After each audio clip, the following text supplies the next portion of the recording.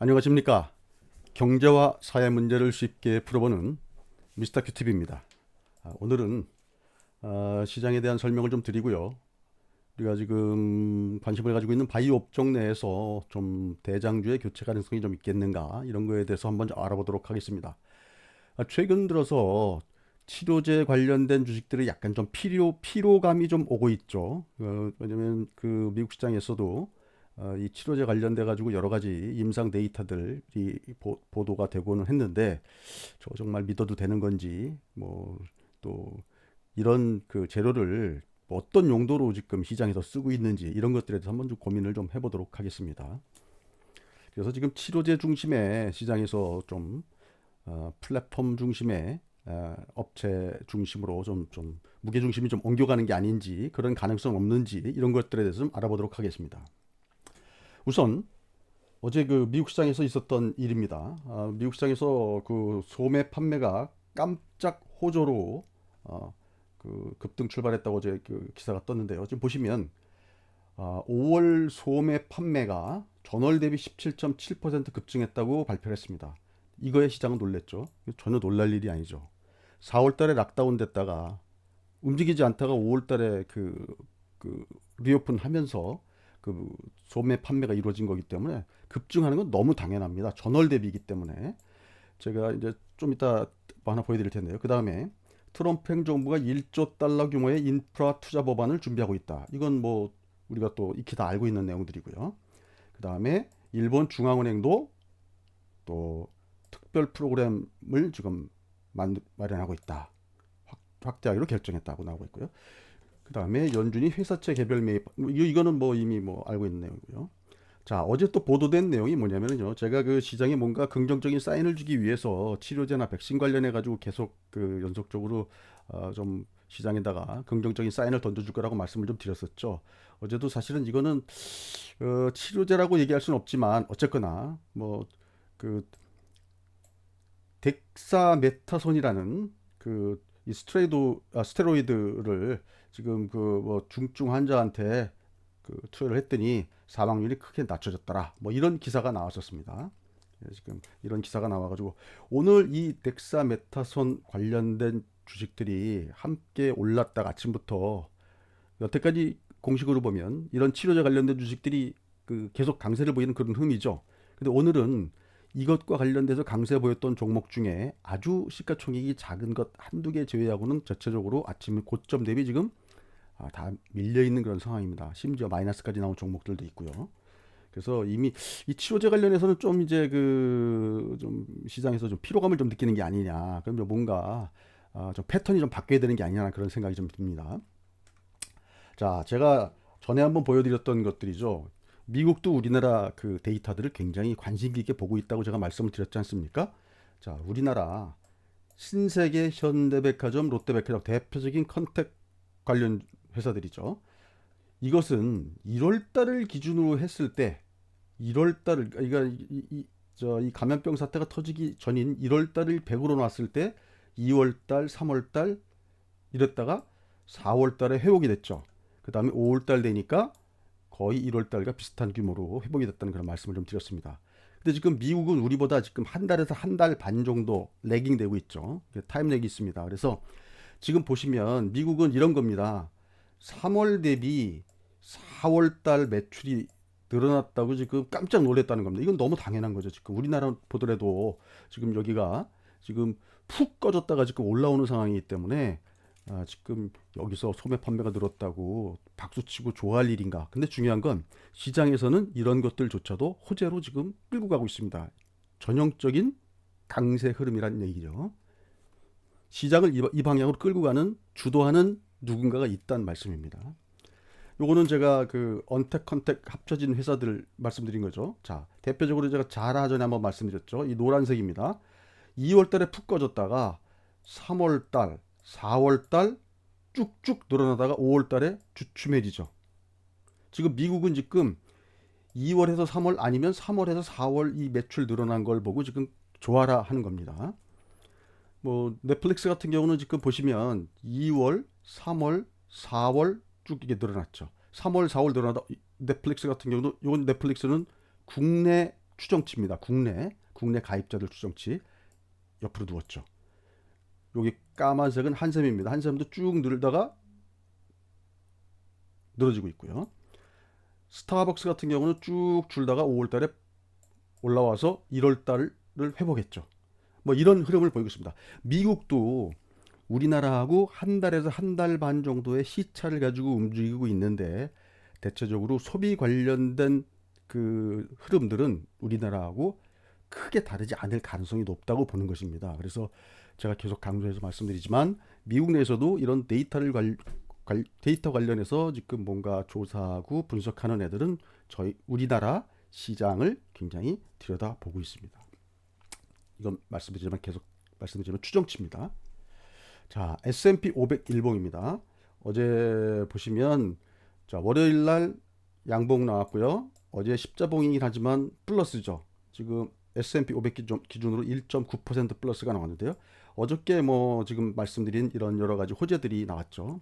심지어 어저께 그 치료제 관련된 덱사메타손인가요? 그런 내용까지 여기다가 이제 가미가 돼서 일단 시장을 끌어올렸습니다. 자, 빅스도 안정적으로 지금 내려왔죠. 그 다음에 풋콜레이셔도 0.76이니까 다시 콜의 세계로 다시 돌아왔습니다.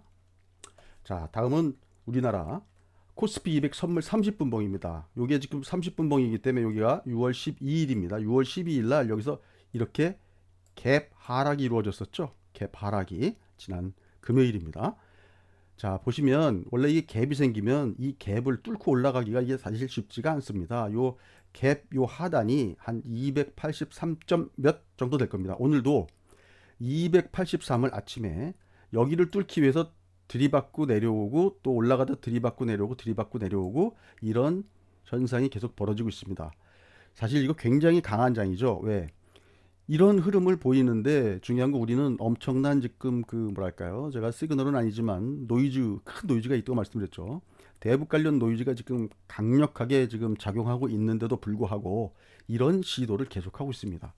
자, 보시면 과연 우리나라 시장이 대북 리스크에 더 민감하게 작용하느냐 아니면 미국 우리 장중에 그 진행되고 있는 S&P 선물 흐름에 더 민감하게 작용하느냐라고 봤을 땐 저는 S&P 선물에 더 민감하게 작용하고 있다고 봅니다.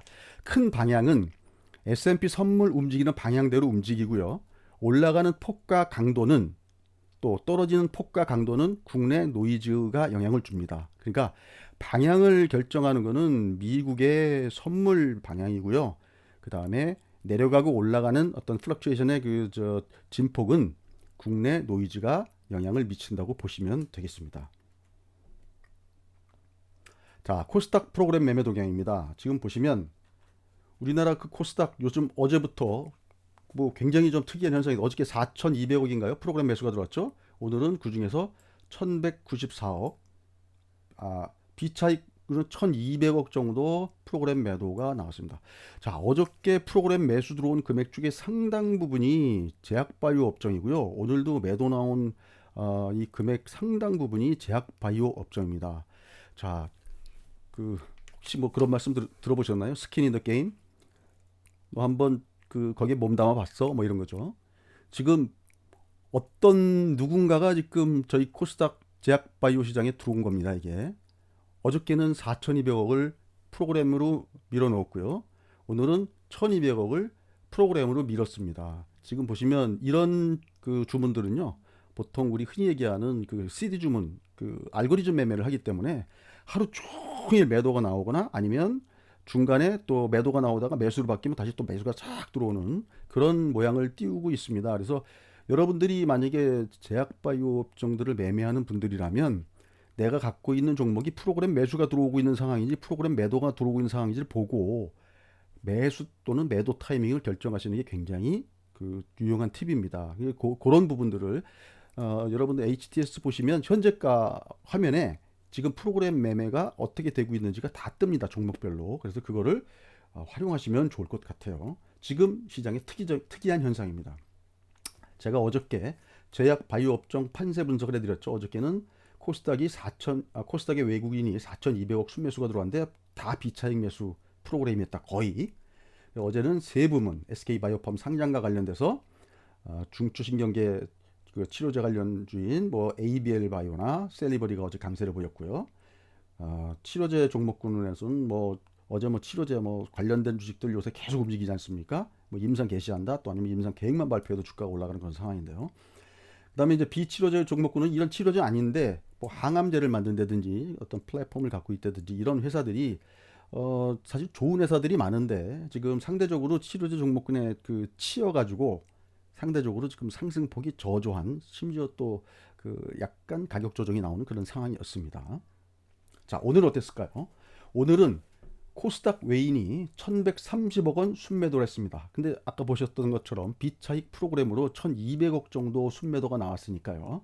거의 대부분 외국인이 프로그램으로 사고 팔고 하고 있다고 보시면 되겠습니다. 근데 그 업종이 대체적으로 보시면 제약 바이오 업종이라고 보시면 크게 다르지 않습니다.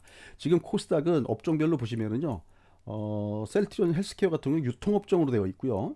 그 다음에 뭐 예를 들자면 매드팩토 같은 경우는 기타 서비스 뭐 이렇게 되어 있습니다. 그래서 지금 제약, 유통, 기타 서비스 이 다 합쳐야 되는 그런 상황이 나올 수가 있습니다. 자, 그래서 오늘은 어땠는지 한번 판세를 좀 보면은요.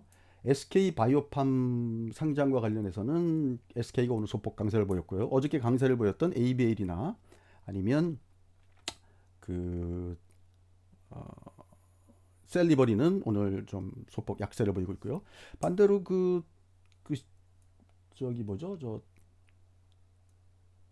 다음으로 넘어가겠습니다. 치료제 종목군은 치료제 관련주가 지금 오늘 약세를 대부분 보였고요. 왜냐하면 또그 새로운 약이 나오다 보니까 기존 치료제들 관련해서 약세를 보였고 덱사메타손 관련주들도 오늘 플러스로 끝난 것도 있지만 마이너스로 끝난 종목도 있습니다. 지금 혼조세를 보이고 있습니다. 자, 클로로퀸이 일단 탈락이 됐고요. 그 다음에 덱사메타손이 보도가 됐기 때문에 이 재료도 일단 한번 쓰여진 재료입니다. 근데 덱사메타손 관련해서는 주변에 그 의사분들이라든지 이런 분들한테 말씀을 좀 들어보면 이거는 근본적인 치료제는 아닌 걸로 지금 그렇게 알고 있습니다. 근데 이제 치료제 중에 우리가 지금 알고 있는 것 중에 지금 남아 있는 게 뭐냐면 렘데시비르보다 뭐 한 600배 정도의 효과가 있다라고 하는 나파모스타트라는 그 성분명으로 나파모스타트라는 게 지금 남아 있습니다. 그래서 그것 관련된 주식들은 한번 좀 아직 여지가 좀 남아 있는데 나머지들은 대체적으로 좀 이렇게 좀 뭐랄까요? 이제 앞으로 조심해야 되는 어떤 그런 그 단계로 넘어가는 게 아닌가라는 그런 생각이 듭니다. 자, 그다음에 비치료제 종목군으로서는 아까 말씀드렸던 신약 개발 플랫폼을 갖고 있는 그런 회사들입니다. 알테오젠이라든지 뭐 종근당이라든지 매드팩토라든지 이런 것들이 신약 개발 플랫폼들을 갖고 있죠. 보통 이제 자기네들 나름대로 어떤 바이오마커를 갖고 있다든지 뭐 등등 이건 말고도 지금 많이 있습니다. 근데 그런 회사들조차도 요번 그 치료제 관련돼서 올라올 때 뭐 이런 어떤 관련돼 가지고 우리도 이런 치료제를 갖고 있습니다. 내지는 뭐 이런 거 가지고 주가가 좀 미리 움직인 것들도 있지만 그런 종목들 중에서도 이런 플랫폼을 갖고 있는 종목들이 있습니다. 그런 것들은 좀 다시 선별해야 됩니다. 자, 시장이 항암제 시장이 1200, 이건 2018년도 시장 규모 기준으로요. 항암제 시장이 1240억 불, 우리가 보통 그 염증을 다스리는 감염성 질환 쪽이 960억 불, 그 다음에 중추신경계 관련된 쪽이 840억 불 정도로 시장이 이런 순으로 좀 전개된다고 합니다. 자, 보시면 제일 큰 시장이 항암제 시장이죠. 그래서 지금 보시면 알테오젠이라든지 종근당이라든지 매드팩토라든지 이런 류의 주식들이 지금 새롭게 이렇게 좀 부각될 수 있는 그동안 좀 조정도 어느 정도 거쳤기 때문에 많은 거는 3주, 적은 건 한 2주 정도 조정을 거친 게 있고요. 종근당 같은 경우는 지금 좀 전에 제가 말씀드린 나파모스타트 관련돼서 뭐 지금 오늘 또 임상 이상 허가를 받았다는 어떤 그런 기사가 나왔습니다. 그래서 요 관련된 그 재료가 또 있다고 하면 큰 폭으로 오른 것 같은데요. 그것 말고도 얘가 지금 실력 대비 그 다른 것보다 시가총이 좀 그렇게 높지 않은 그런 상황이었습니다. 그래서 지금 보시면 치료제 쪽도 좀 이제 좀 선별하셔야 되고요. 그래서 지금 전열을 좀 가다듬어야 될 그런 상황이라고 보여집니다. 그래서 새롭게 지금 보시면 오늘도 알테오젠 같은 경우도 이제 새롭게 살짝 플러스 고개를 쳐들었고요. 그다음에 뭐 종근당 그랬고요. 그다음에 매드팩토 같은 경우도 지금 뭔가 이번 주 내에 그 깜짝 쇼를 할 그런 준비를 지금 하고 있는 게 아닌가 그 차트 모양으로 보면은 그런 생각이 듭니다. 그래서 이런 어떤 시장에 변화가 예상되고 있으니까요. 좀 잘 대처하시고 한 번 더 가지고 계신 종목들을 분석을 해보시기 바라겠습니다. 이상 미스터 큐 TV였습니다. 감사합니다.